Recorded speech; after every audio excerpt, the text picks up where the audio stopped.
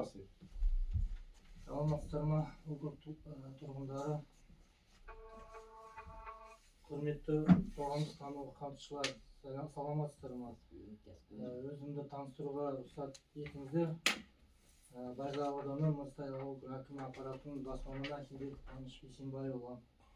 Қазақстан Республикасының экологиялық заңнамасына сәйкес Жамбыл облысы әкімдігінің денсаулық сақтау басқармасының Жамбыл облыстық мамандандырылған оңалту орталығы Байзақ ауданы Жамбыл облысында экологиялық рұқсат алуға арналған құжаттама топтамасы қоршаған ортаға шығарылатын эмиссия нормативтерінің жобасы қалдықтары басқару бағдарламасы өндірістік экологиялық бақылау бағдарламасы қоршаған ортаны қорғау жөніндегі шаралар жоспары бойынша ашық жиналыс түрінде қоғамдық тыңдау өткізуде. Қоғамдық ақпарат Магнолия облыстық газетіне және Тараз 24 телеарнасына берілген хабарландырулар арқылы жеткізілді.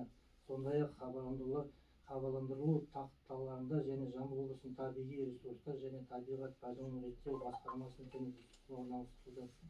Қоғамдық тыңдаулар жергілікті атқарушы орган өкілдері мен мүдделі жұртшылыққа қатысуда. Қоғамдық тыңдауларды өткізу қағидаларының 22 тармағына сәйкес залда аудио және бейнежазба жүргізіледі. Қоғамдық тыңдаулар кезінде нақты тұжырымдалмаған қаралап, мәселен мәнін атайтын немесе тыңдау тақырыбында қатысы жоқ ескертулер мен ұсыныстар есепке алынбайды. Тыңдау барысында және чатта бейәдеп сөздер айтуға, қорлау сипаттағы сөздерге жол берілмейді. Баяндама жобасын әзірлеуші Казэкопромстрой РШС. Жобаның тапсырыс беруші Жамбыл облысы әкімінің денсаулық сақтау басқармасы Жамбыл облысы мамандандырылған оңалту орталығы. Қоғамдық тыңдауларды өткізу қағидаларының 21 тармағына сәйкес қоғамдық тыңдаулар әкімшілік аумақтардың аудандық маңызы қала, кент, округ аумағында өткізіледі және оларды тиісті әкімшілік аумақтық бірлік әкім аппараты немесе жергілікті атқарушы орган өкілі төрағалық етеді. Қоғамдық тыңдаулардың қатысысы бойынша хатшы тыңдауға қатысушылардың арнасын ашық дауыс беру арқылы қарапайым көпшілік дауыспен сайланады. Хатшы ретінде келесі кандидатура ұсынылады. Казэкопромстрой РШС-ның басшысы Амзикулов Алмас Момынханұлы. Дауыс береміз. Хатшыға қатысы жоқ ешқайсыларыңыз. Онда бір сөзден хатшы тағайындалды. Қоғамдық хатшы ретінде Амзикулов Алмас Момынханұлы кандидатурасы бекітілді. Дауыс береміз. Дауыс беру нәтижелері қалғанда сөз Тілеубаев Әділет Мырзаға қоғамдық тыңдау материалы бойынша баяндама үшін беріледі. Саламатсыздар ма, Мырзатай ауылдық округтың тұрғындары. Біз бүгінгі қоғамдық тыңдауымыз Жамбыл облыстық мамандандырылған оңалту орталығына экологиялық рұқсат алуға арналған құжаттама топтамаларын таныстыру. Мекеме туралы жалпы ақпарат. Жамбыл облысы әкімдігінің денсаулық сақтау басқармасының Жамбыл облыстық мамандандырылған оңалту орталығы Жамбыл облысы Байзақ ауданы Мырзатай ауылдық округі аумағында орналасқан. Жамбыл облыстық мамандандырылған оңалту орталығының жалпы ауданы 8,5 гектарды құрайды. Жамбыл облыстық мамандандырылған оңалту орталығының солтүстік 1050 метр қашықтықта Дихан ауылы, солтүстік батысында 1267 метр қашықтықта Мырзатай ауылы орналасқан. Солтүстік батысында Тараз Мырзатай бағытындағы автомобиль жолы өтеді. Жамбыл облыстық мамандандырылған оңалту орталығының орналасуы санитарлық және экологиялық талаптарға сәйкес келіп, тұрғын аймақтардан қауіпсіз ара қашықтықта орналасқан.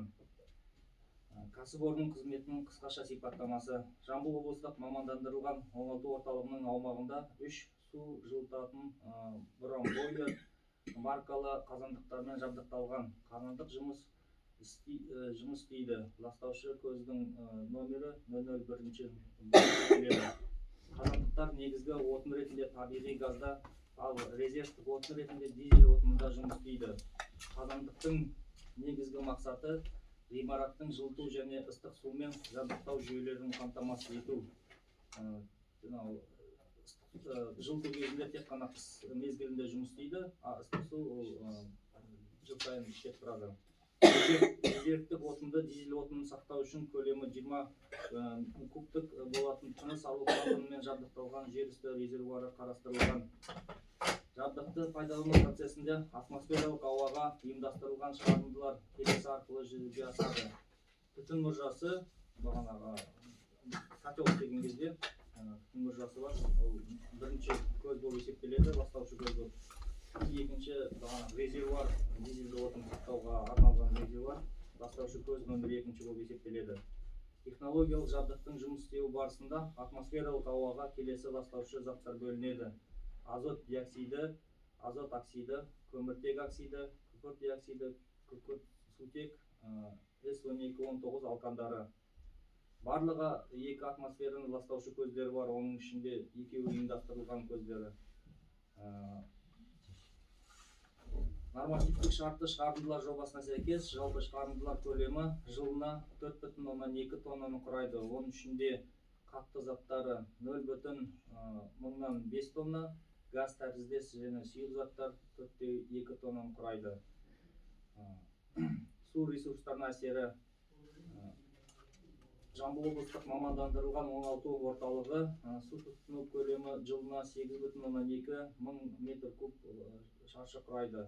Оның ішінде шаруашылық тұрмыстық қажеттіліктерге 7,9 мың метр куб жылына, өндірістік қажеттіліктерге 0,283 мың метр куб жылына, қайтарымсыз су тұтыну көлемі 0,262 мың метр куб жылына. Жинақтаушы тоғанға ағызылатын ағынды сулардың көлемі 8 мың метр куб жылына. Оның ішінде өндірістік ағынды сулар 0,102 мың метр куб жылына, шаруашылық тұрмыстық ағынды сулар 7,9 мың метр куб жылына. Рұқсат етілген төгінділер нормативтер жобасына сәйкес 2026-2035 жылдарға әзірленген. Жобада ағынды сулардың бір шығарылымы қарастырылған. Су шығару нөмір 1 жинақтаушы тоған. Ластаушы заттардың шекті рұқсат етілген төгінділері келесі ингредиенттерден тұрады. Ол қалқыма заттар, БПК-5, фосфаттар, ХПК, темір, майлар, сульфаттар, хлориттер, аммония азоттар, АФАФ и мұнай өнімдері. Төгінділерді түгендеу нәтижелер бойынша келесі көрсеткіштер анықталды. Су шығару нөмір 1 ағынды сулардың көлемі 8 мың метр куб жылына, 3,1 тонна жылына зиянды заттар төгіледі.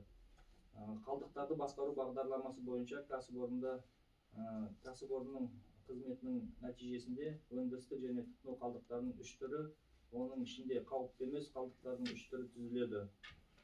3 қауіпті емес қалдықтардың түрлері келісім шарт бойынша үшінші тұлғаларға кәдеге жарату үшін беріледі.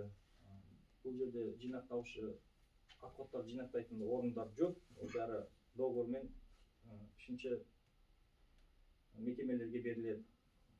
Өндірістік экологиялық бақылау бағдарламасы 2026-2035 жылдарға арналған және Қазақстан Республикасының 2021 жылғы экологиялық кодексіне сәйкес және 2021 жылғы 14 шілдедегі номер 250 бұйрықпен бекітілген бірінші және екінші категориядағы объектілерге арналған өндірістік бақылау бағдарламасы әзірленген ережелерге сәйкес дайындалған.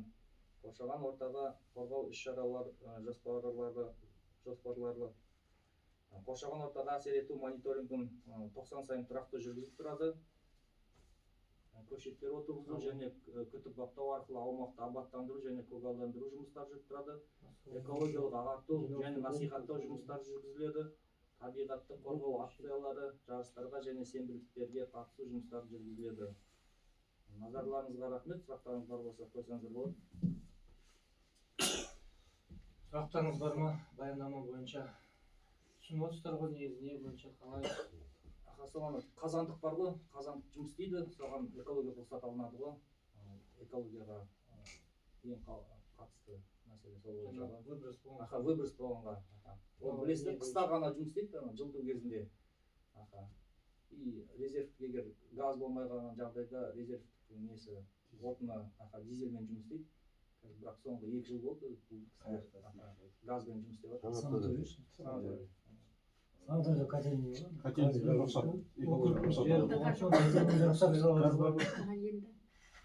Соған рұқсат алып отыр ғой сіздерден соңғы. биздин Ауылдың ретінде сатып территория турган соң жанагы бул кишилер тыңдалым өткүзүп, жанагы экология өзүнүн тартип боюнча тыңдалым өткүзүп, жанагы лицензия бересизби? Иә, рұқсат, экология рұқсат алады. тұрғындармен келісілген болып естіледі ғой. Завод, фабрика емес, зиянды заттар нететін больница. Ол тек қана жаңағы котельныйдағы отопление кезінде ғана соған рұқсат. Сиздер катышып едиңиздер го, өткүзүп едик го былтыр Алел Агроменчи туура ушундай Қатысулар, зиянды заттар төгілі, медициналық оларды алып кетіледі ғой. Алып кетіледі, отходтар бияқта Отход сақталмайды. Сақталмайды. Медицинский ғой бияқта. Біліп алсын бар ғой бізде.